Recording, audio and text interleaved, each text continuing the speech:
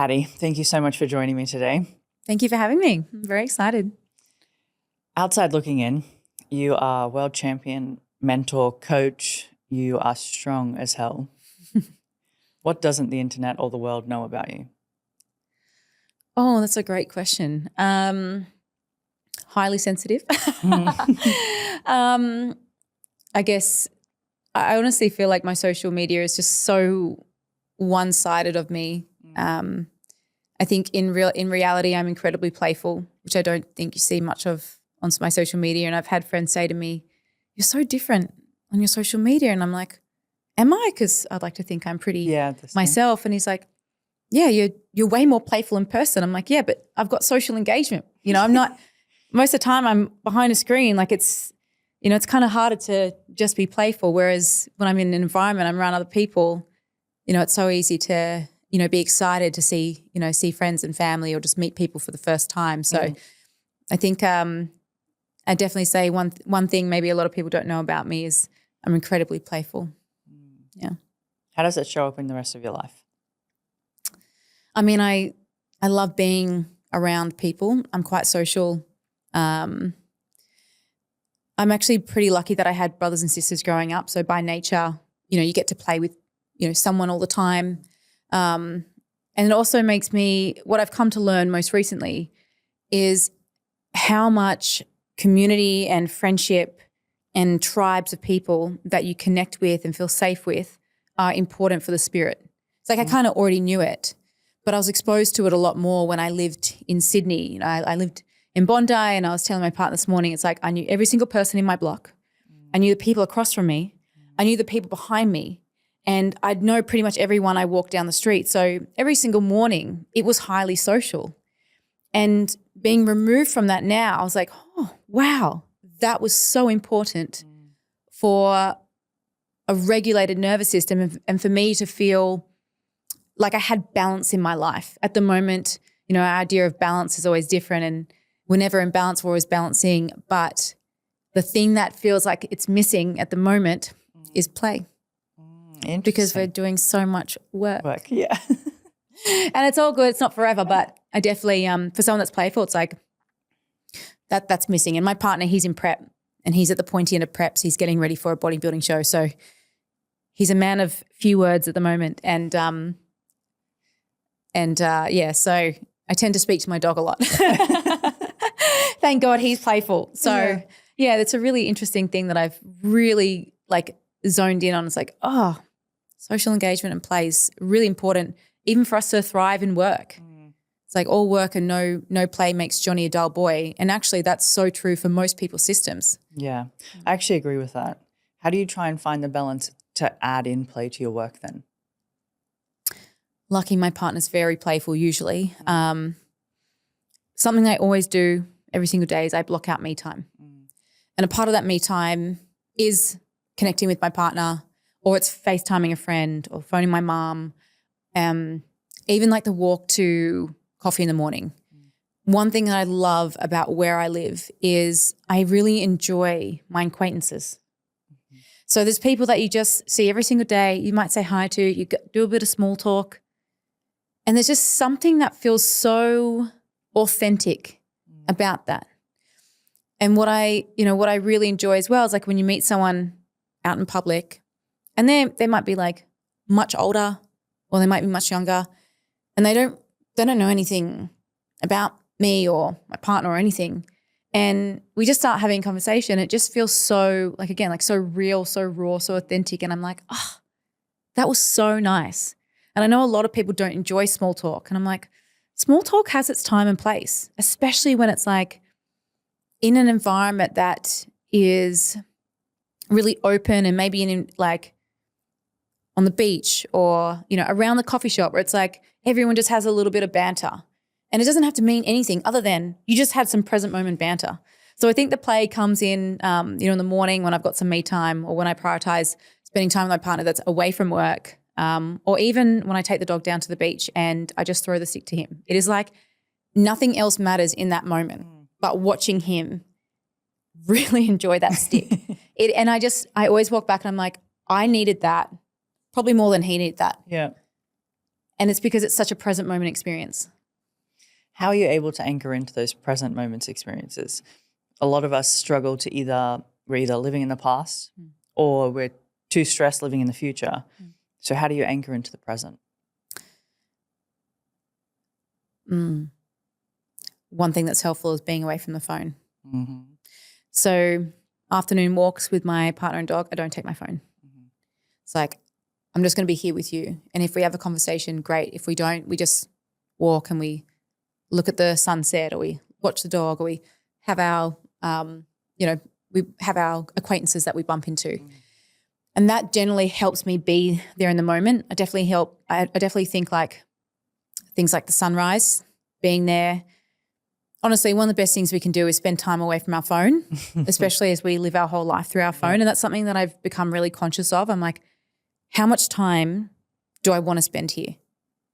Because every moment that I'm there, I'm not here. And I am challenged by living in the past and thinking about the future. I think it's really hard not to be, but as long as you're self-aware of how often you spend your time there, then you have the awareness to be like, okay, if that's something that I'm challenged by, what can I do to be here in this moment? And so you can do things like grounding, you can walk on the sand barefoot, journaling, writing is something that I do every single morning that I really need as well to anchor me into like, okay, where am I at today? What do I notice? What are the things that I need to do later? Because if I don't put it on paper, it ruminates and then it's like, well, I'm not really here. I'm thinking about the future. Yep. And yeah, I think being with animals or being with someone that you love, but even on your own, I think sometimes we don't spend enough time on our own, because being on your own and on your phone is not being on your own, especially when it's not with your thoughts. Yeah.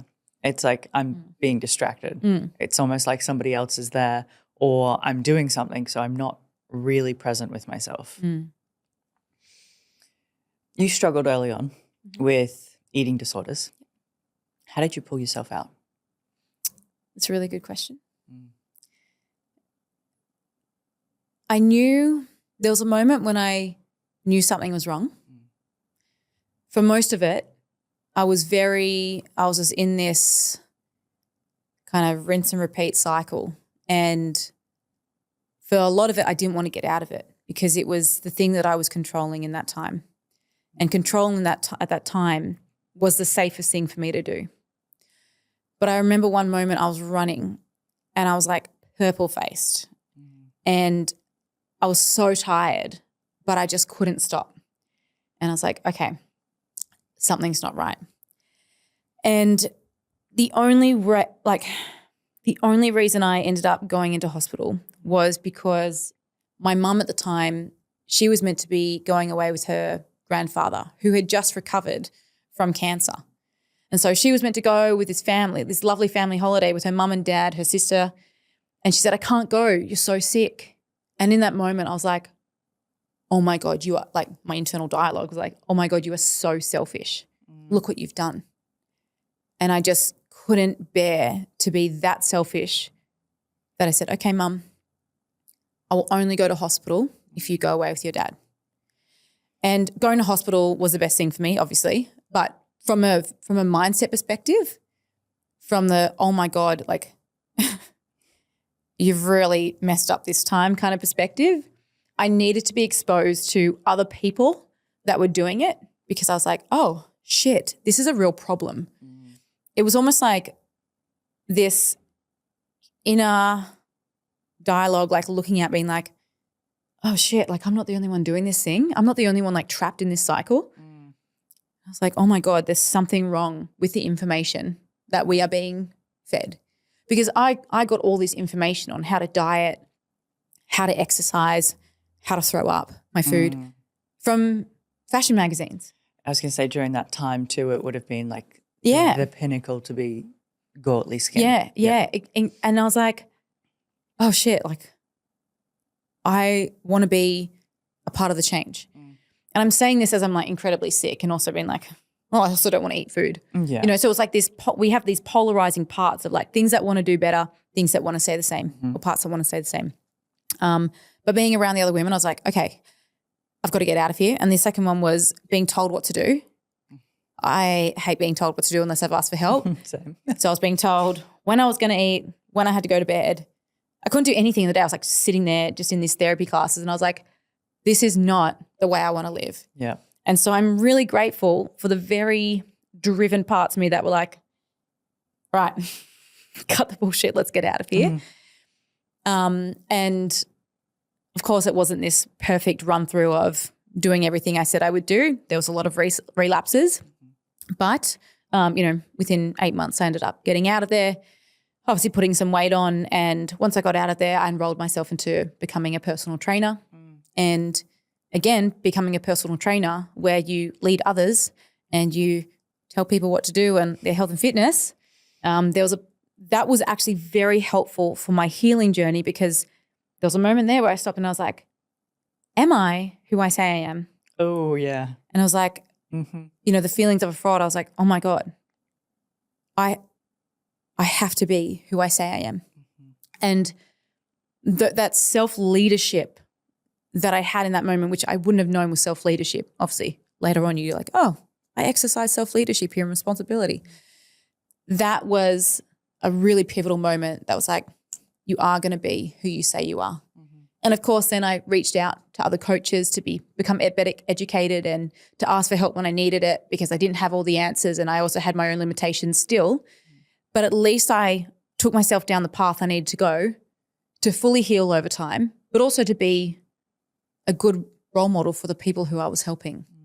So I can't say I'm grateful for my eating disorder, but damn, it's taught me a lot. And I don't actually know if I would be in the fitness industry without it because in my mind, I was going to go to uni. I didn't finish school because I was so sick. I was going to go to uni.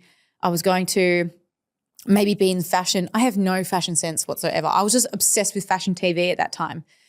But I really feel like my journey would have been so different. And would I have had the beautiful journey of working with so many women from all over the world and helping so many women and becoming a world champion with the background story and just overcoming an eating disorder, which is unfortunately a really common thing that we see amongst men and women, not just women. And it's crazy how it is so common.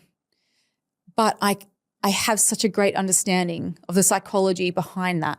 Now, I'm not a psychologist and I've always got to work within my scope of practice, but it's so easy to know where someone's at just by listening to the language. Yeah. And it makes it easier to guide them in a better way. What happened in your life that led you down that path where you thought that the easiest thing to control in your life was food? It was an earning thing. Interesting. So in high school, that was the first experience of death that I'd ever kind of come in contact with. And a girl that I was friends with in high school, she passed away in a really tragic accident. And it was like this really shock. It was like, it just felt so not real. And I think my way of grieving was to take control of things. So it was like, holy shit, that thing, life can be taken out of our hands at any moment. I'm going to do the best that I can while I'm alive. So my original thought was like, I'm going to be the greatest version of myself. I'm going to get good grades. I'm going to go to uni. I'm going to start exercising again. I'm going to look after my nutrition. Had no education around nutrition. And again, got it from diet magazines and Vogue and things that were not helpful at all, that lacked any education as well.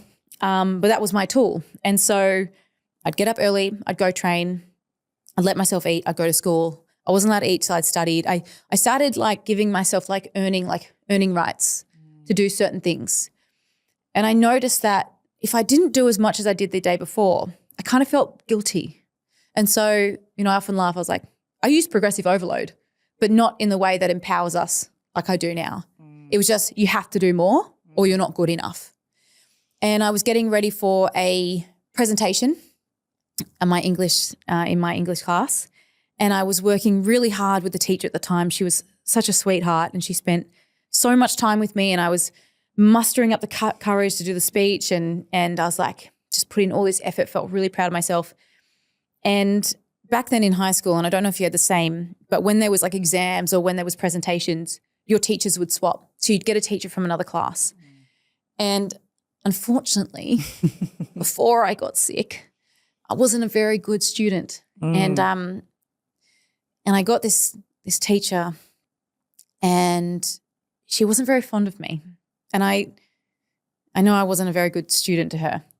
And I remember being like so nervous. I was like, oh shit, I've got her.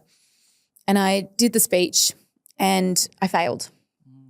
And I remember saying to myself so vividly, I was like, well, no matter what you do, you're just not good enough.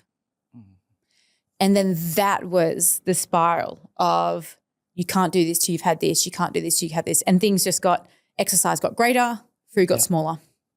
And it was just like I almost expanded into like a dark hole of depression. And so it wasn't about the food per se. It was the control of everything around me. And it was like this, I was kept trying to prove to myself that I was good enough or that I was, X, Y, Z. And I just couldn't seem to find the answer or the stop button or the standard that I was happy with is probably a better way of putting it. And so it just spiraled out of control. And it was really hard for my family and friends. Like I lost a lot of friends from it because it was hard for them to see. Yeah, I don't think anyone had really experienced, again, like anorexia. I mean, my parents hadn't, no one did. And so it was just a really challenging time for everyone, obviously myself included. The only nice glimmer out of that is my whole family got so close, and I was so lucky that I had such a supportive family around me. How did you navigate your mindset coming out of it? The first thing was I remember saying to myself, I'm not here by chance, I'm here by choice. And I was like, oh shit, the choices I make over and over and over again, they take me somewhere. And I realized the relationship that I had with myself was really unhealthy. And again, seeing all the other girls around me, it was like a mirror to me. And I was like, I don't want to be like that. It was the best thing that happened to me being in that hospital, because I was like, I don't want to be like that. And I don't want to live like this. And this is not how things are going to be anymore.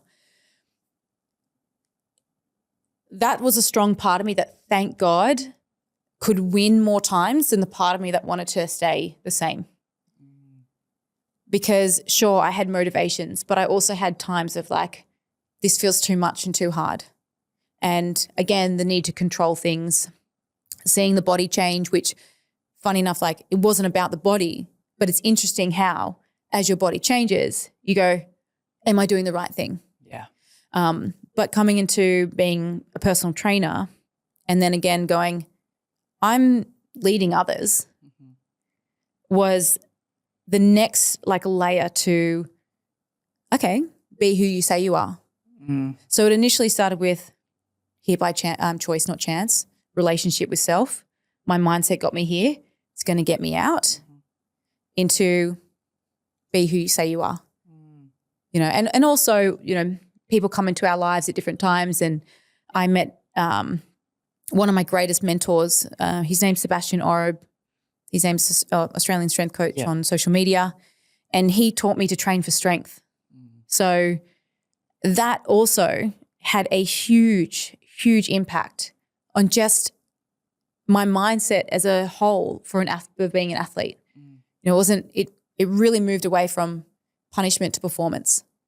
Because even in the past when I was doing progressive overload, there was still a mindset of, are you good enough? Are you good enough? Whereas when I started lifting and it was just get that weight up on the bar, I just noticed I no longer had that, are you good enough? Show up. And then it also made me look at food differently. I was like, okay, if I want to be strong over here, I've got to fuel over here.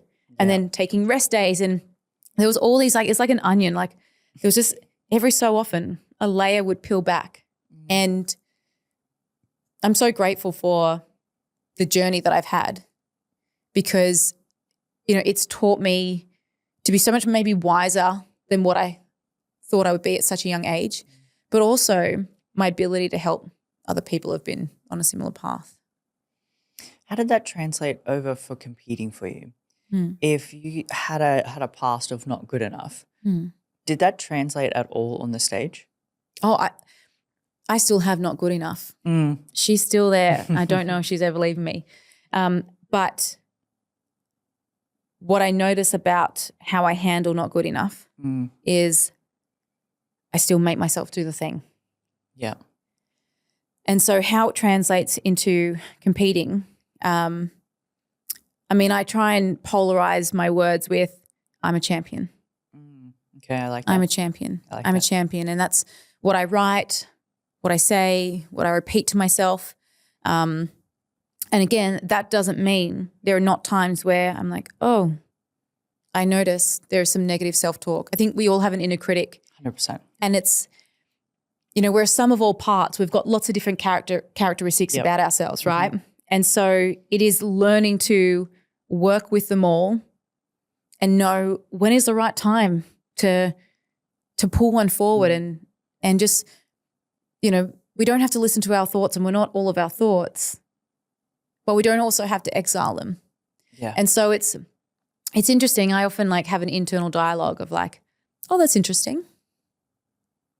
I wonder why I'm experiencing this in this moment. What am I noticing about my environment, or what am I noticing about how I feel in my body today? And using curiosity as a tool to lower the judgment. Because when sometimes we're like, oh, I feel this way. And then we have this judgment of the fact that we feel this way. Yeah, and it's like this weird spiral. And then it's this weird spiral. It's like, oh. It's like a shame spiral. Yeah, shame spiral. It's like, oh, that's interesting. I wonder why and it's like the I wonder, or I'm curious, or what do I notice, is far less judgmental. And if we can just let the judgment just stay on the lower ground, we're more likely to be able to navigate those, those challenging thoughts and change the thoughts into, it's not even about being more positive. I don't think thinking positive is our way of digging ourselves out of our hole. Yeah, sometimes it's actually just sitting with it and being like, I notice I have this thought, but I don't have to do anything with it. Or one of my favorite sayings is, what do I need to practice? What can I practice in this moment to help me move forward? What do I notice about how I feel? What do I notice about what's around me? How would I like to practice today? Can I practice this? And so it's like having an internal dialogue and also choosing words that mean something to us, because language is powerful. And I often talk about language being a weapon of love or destruction. I agree. There are certain words that I say to myself that even in the hardest times or the darkest times, settle my system. I love the word devotion over discipline. Devotion is firm, but she also has grace. I like that. And so when we look at ourselves in the mirror and we're like, I'm going to be disciplined today, discipline's like a sharp sword. It's very hard, very rigid, doesn't have much flexibility. Whereas devotion's if I looked at myself in the mirror and I was like, and I remember doing this once, I was like, I'm going to be devoted to you for the rest of my life. And I don't know what that's going to look like, but I'm going to promise myself that. And through hard times, which we all have, that word devotion is stay with me. Stay here. We're okay. Things are going to be okay. But if I was just be disciplined in your thoughts is this unrelenting standard that I'm not going to live up to. And then we feel guilty about having this unrelenting standard that we don't live up to. So I actually really like that. And you kind of just changed how I now feel about disciplined. I've always felt like it's such a hard, rigid thing. It's a strong word. And it is. And it's my last brand was based around discipline. Right? Interesting. And I became to hate it because it was such a, like what you just said, here's the bar, you hit it every time, and if you don't, then you fail. Yeah. So it was completely missing my own high expectations and continuously not hitting it. Devotion sounds way better. Devotion, such a good word. My partner said it the other day and I was like, oh God, it's so sexy, devotion. It's just, I really, and I actually learned that from a client of mine. Her name was Lisa. And at the time, we were on a group call and she said, I really don't like the word discipline. It feels like it's choking me. And I said, well, what's a better word that you like? She goes, I prefer the word devotion. And I was like, devotion? I was like, let's talk about that. And the next day I woke up, I said to a messenger, Lisa, I said, Lisa, I'm taking your word. Like, devotion. That's how I'd like to, that's a word I'd love to live by. Devotion, practice. I literally say to myself every day, I'm like, all right, we're going in for practice. And I think that's again, practice is to lean in. People don't like the word fail, as you just named. Like, we feel like, oh, we're not doing a good job. It's like, well, it depends on how you see failing. Yeah. Or are we just learning? I'm just consistently learning. And sometimes I have to learn the hard way. Yeah. So. Yeah. Words. Language. On a podcast recently, you used 3 words to describe yourself and you dropped in a 4th.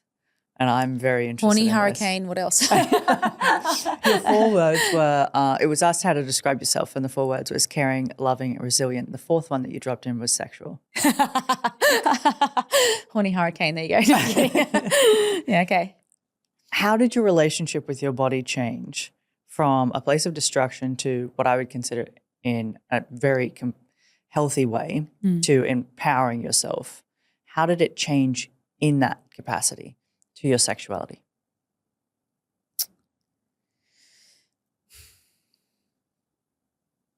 It's a really good question that no one's asked me, and I really like it. Thank you. I'm just going to add this. I found it very interesting when I was listening to it that you dropped the 3 and it was the 4th that you put in.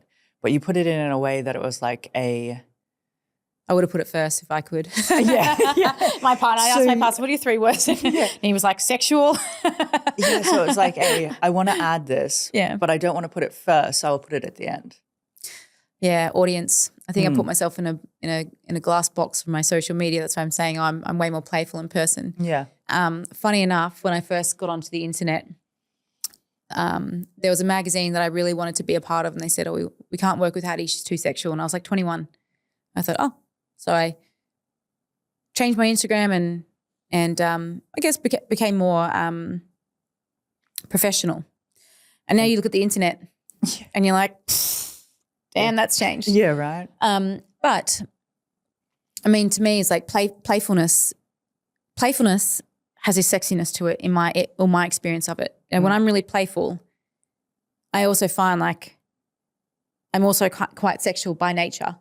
And so that question of like, how did it change from when I was very sick to now? Well, what was really interesting is during that time, I did not feel like myself at all. And so I had nothing but darkness. I didn't have play. I didn't have joy. I didn't laugh. I was so dull. I was deeply depressed. And I said to my partner, it's like the only emotion that completely shuts my sexuality down is sadness. But of course, as I started to rebuild my body, but mostly rebuild my confidence as myself as a person, and by nature, the me or the self started to come back in all those parts that I would usually be like. I laugh because in high school, I had a very sexual group of girlfriends. A friend of mine, we were literally laughing the other week saying, oh, how lucky we were that we had such a wonderful open group of girlfriends that we, had such a great time with in high school. And not everyone gets to experience that, and I kind of feel for them, but everyone's different. So then, I lost, like I said, all of that play when I was sick. But of course, as I became more like myself, obviously as I became healthier, had high energy availability, we know that just by nature does things for all of our libidos. But more so as I became confident in who I am, all of the playfulness and that stuff came back. So, and obviously now I have a partner who is so incredibly playful, and I am so myself with him, and he is so caring of my nature that, we have an amazing relationship. Do Do you ever wish you could show that part of you or that side of you more online? I wish I could make more jokes. I wouldn't necessarily show in image, but more so like even just the topics I would like to talk about, you know. You know, I used to put up a thing of masturbate and caffeinate and hydrate. And then I stopped saying that because I was like, oh, maybe it's too sexual. And I was like, yeah. So, and the thing is, like, one of the reasons I don't is because I speak more for women than I do for men. Yeah. And I would never want to give the wrong impression to the male audience. It's very fair. You know, my boyfriend gets to see all my playfulness. Yes. And that's what he gets to keep. Whereas, but even like if I'd like to joke on the internet, you know, I love when girls banter back with me, but I'm not necessarily opening that for males. And I have some really lovely males that follow me and are very supportive, but I also have a very big, large audience. So if I go into my outbooks, you know, they write comments that I'm like, I don't get it. I'm never going to respond to you. You know what I'm saying? So, but the internet, we've taught people how to be this way. So that's the way it is. As in contained or uncontained currently? Oh, I think the internet is uncontained. You know, and it's, you know, whatever perspective you see it in, it's like, oh, is it freedom or is it validation? You know, and also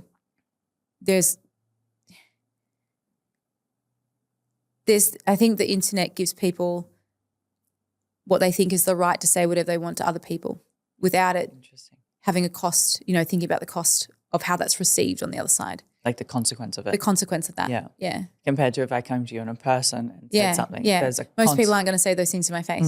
There's a consequence to said action. Yeah. Right? Or words that are being spoken. And I agree with you. The internet's people believe it's the wild, wild west out there, and it's both beautiful and destructive at the same time.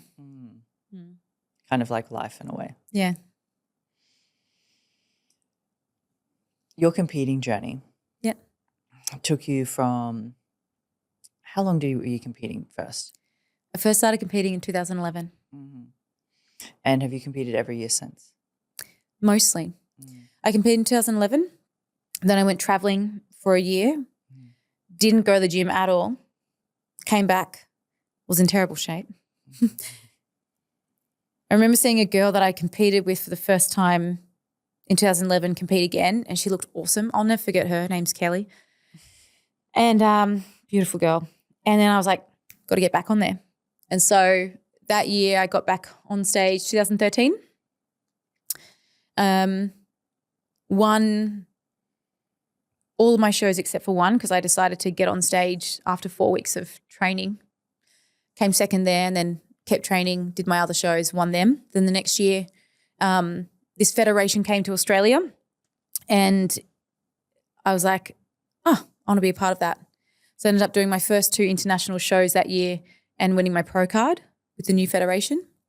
And then every year after that, so that was 2014, I competed 2015, twice in 2016, once in 2017, once in 2018, 2019.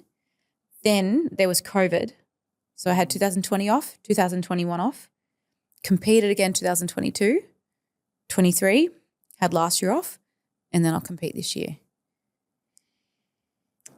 I would class you, I put you in the category of one of the very few women that I've at least seen who competes in a way that it doesn't affect afterwards. Like it's a seamless thing that you prepare for, you do, you come out the other side great.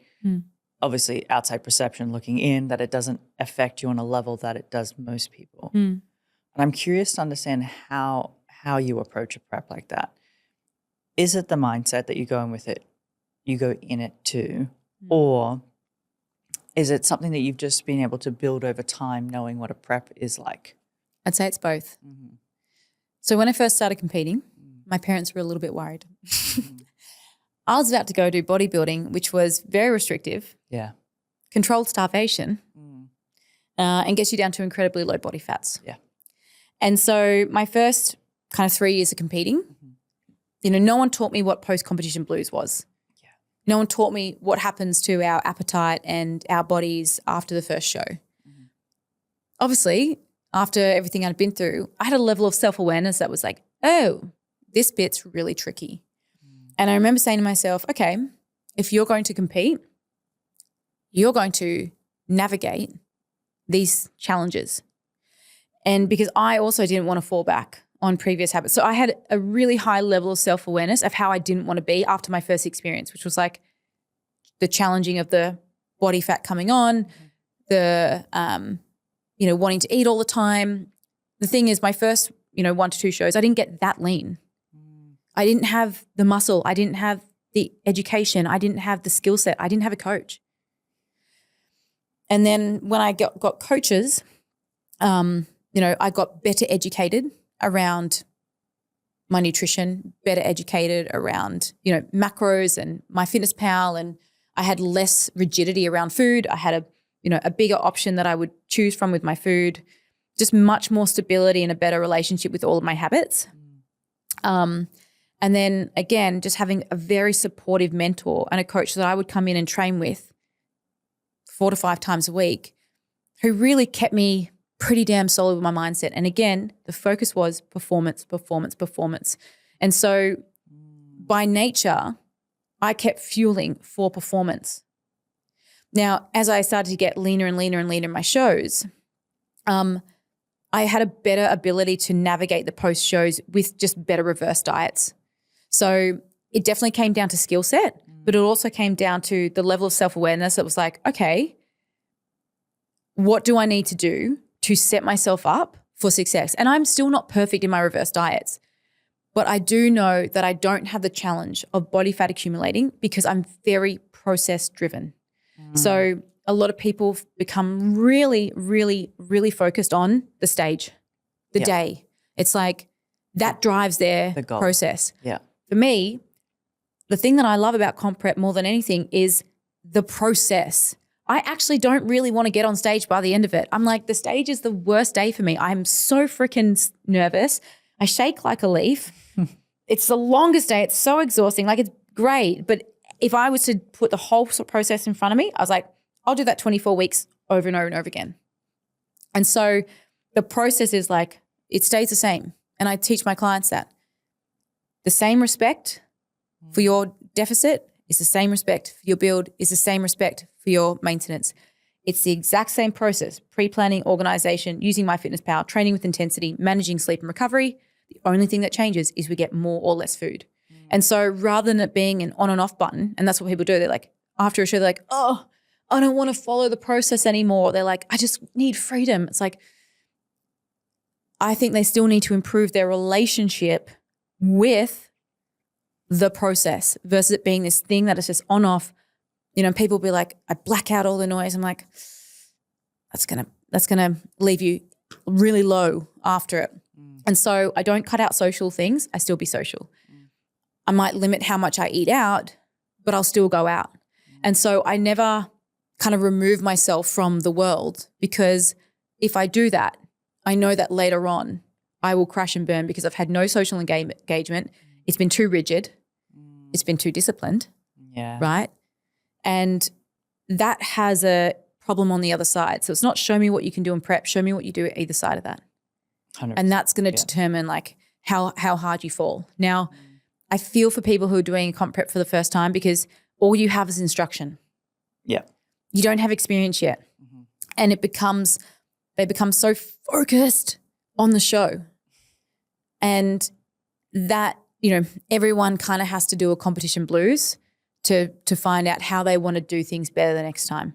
Yeah, you have to experience that first time. Yeah. Come out, whether it's you decide to binge too much, you don't plan, you want to have that freedom. You experience that one time and you're either learned the lesson and I'm not going to do this again, or you didn't learn and you'll do it again. I'm grateful I've got really strong advocate parts that are like, don't do that again. That's not it for me, or can't live like this. And it's like, that's like my shutdown mode of time to take action, do the thing. And I remember, after it was like my first kind of year of competing, it was like, cool, so what do I need to learn so that I don't have that experience again? And that's I always have that thought process of like, what skill do I need to develop to do this thing here? What skill do I need to learn to navigate this thought or feeling here? What skill do I have to develop to take me over here? And so rather than it being like I'm flawed, which we all are, it's okay, if I'm lacking the skill set here, what do I need? Because the reason I'm even on this journey is because I'm so curious about why I do what I do and why I do that. And I think that's the best thing about self-development is once you found the algorithm, it changes. So we always think, oh, but I thought I'd figured that out. It's like you're just on another level with another devil. Yeah. And sometimes we feel like it's backwards. It's like it's only backwards if you completely stop. Yeah. But it's continuously learning if we keep searching for answers, if we keep becoming curious around why we feel like we're here in this moment. How you talk of parts, I also do the same thing, but I've only ever heard it from a few other people. Did you learn it through therapy? I learned it from my eating disorder. Oh, interesting. I learned it from my eating disorder, and then I worked with a neuropsychologist, and she started to describe to me, oh, you're doing the parts model. Yeah. So the parts model, which was it from Dave Segal? Dave Siegel? Pretty sure it was him. It came from, but yeah. When I was sick, this was before I even got therapy, I said to my mum and my sister, I said, Mum, it doesn't feel like me. It's not me. I have a voice and it tells me what to do. And I was like, in my head, I was like, have I got schizophrenia? I was like, oh my God, I think I've got schizophrenia. Yeah, like I'm crazy for sure. But when I was talking to the psychologist and I would say, I have this part of me that tells me to do this thing, they were like so happy that I didn't identify the eating disorder as me. I always separated it from me. So I called it FED, fucking eating disorder.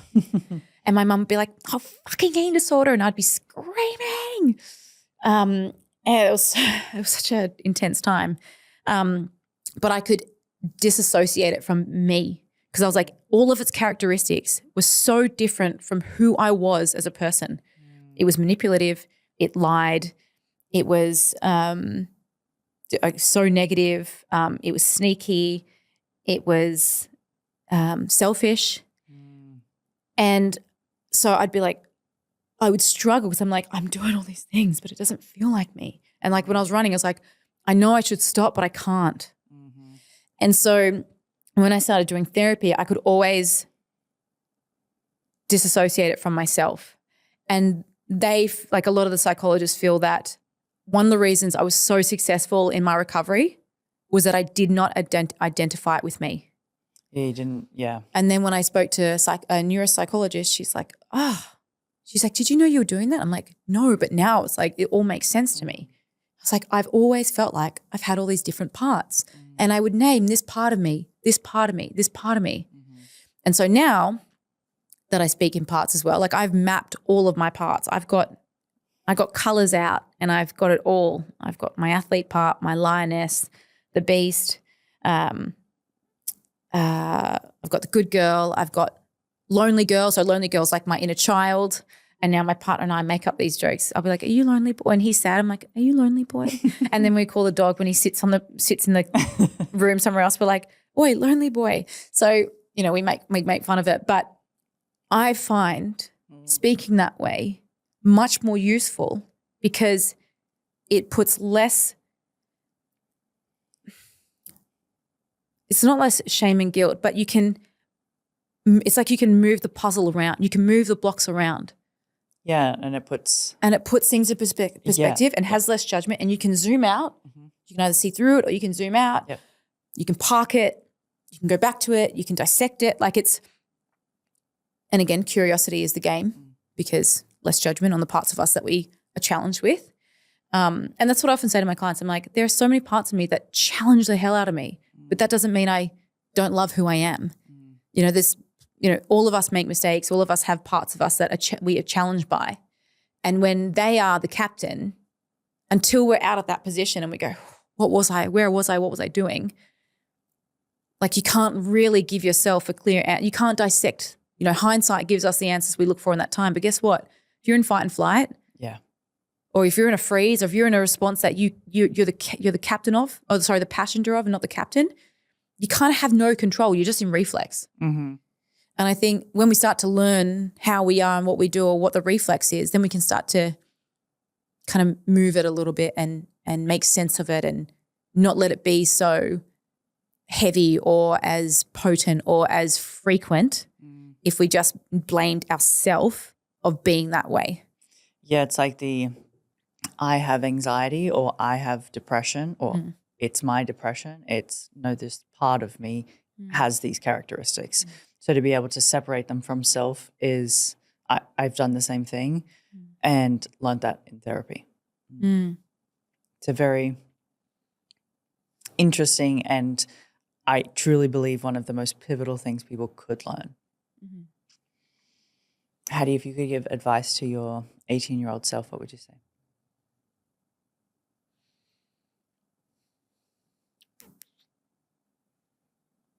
Ooh.